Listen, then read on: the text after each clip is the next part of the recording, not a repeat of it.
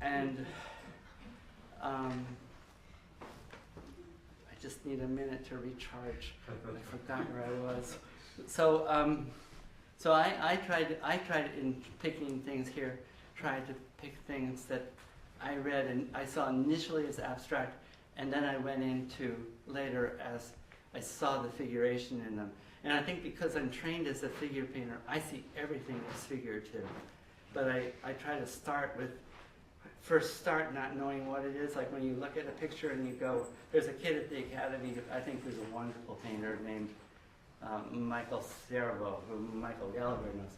And a friend of mine came over and saw his paintings and said, wow, that's like, it's nothing. And then you look at it and you realize it's something, and then it's nothing again.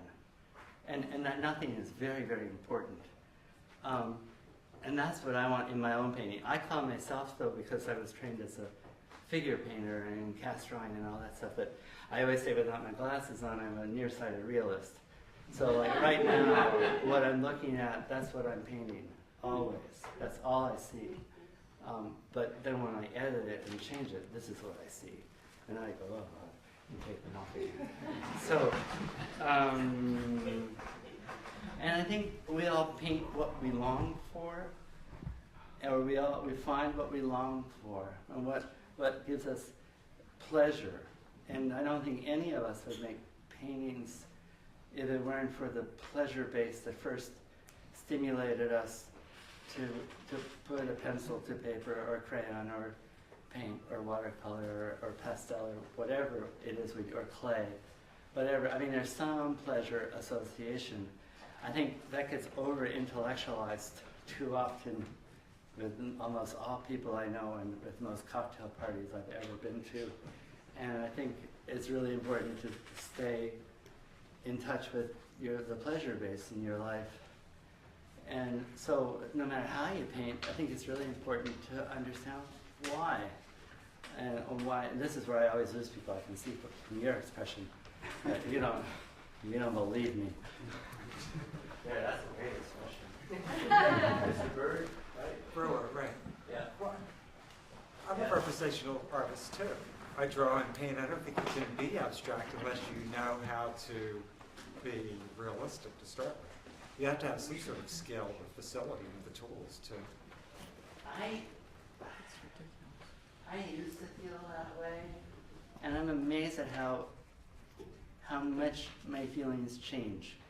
But a long time ago, somebody said to me that there's no morality in making a picture. It either works or it doesn't.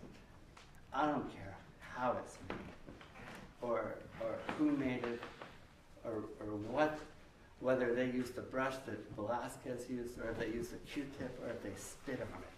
If it works and it feels felt when I look at it, if it stimulates those frontal lobes.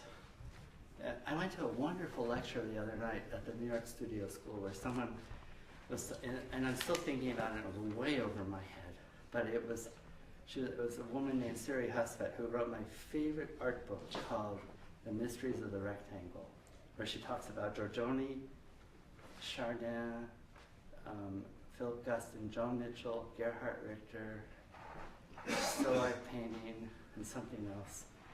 And I just love it. But she was talking about chimpanzees that in scientific tests that when one of them makes a gesture like this and rips like straw apart or something, that something goes off in their brain. And the exact same thing goes off in the brain of another one that watches one do that. So, and then the point was making visual stimulation, how you see and what happens in your head when you're seeing. And then there was also a study, she said, and this is I'm giving you really the kindergarten version of this, but that when someone looked at a painting of Michelangelo's Sistine Chapel, the expulsion from the Garden of Eden, where Adam is the gesture of his body language. When a man and woman look at that, they get the same, whatever it's called, you would know, that happens when you make that gesture in a genuine way. And so what happens when you look at a picture? Like, what are you really seeing? And sure, if you look at a representational painting, yeah, with the Michelangelo, yeah, that happens. Something also happens when you look at abstract painting. As a kid, I had to go to ice skating class and ballroom dancing class. From 3 years old on, I wore a little suit and skates. I hated it. I hated it. And I've never done it again.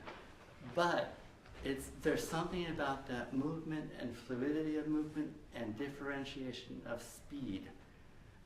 In one floor, a contained space, whether it's an ice skating rink, a ballroom, or a rectangle of a painting, that I want to have that fluidity of speed. And that's something I look for. It has nothing to do with abstraction or representation. I mean, it can exist in, hopefully it exists in both. And if it doesn't, usually I'm flummoxed, and if I'm flummoxed, I try to figure out why.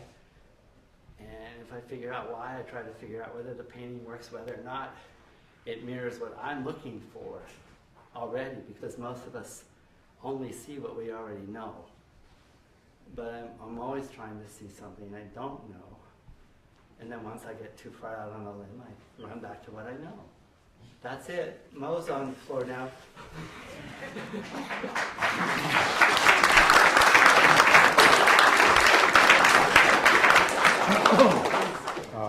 I'm not quite sure what to say, but if you have any questions based on what we've both talked about, we certainly would be willing to answer.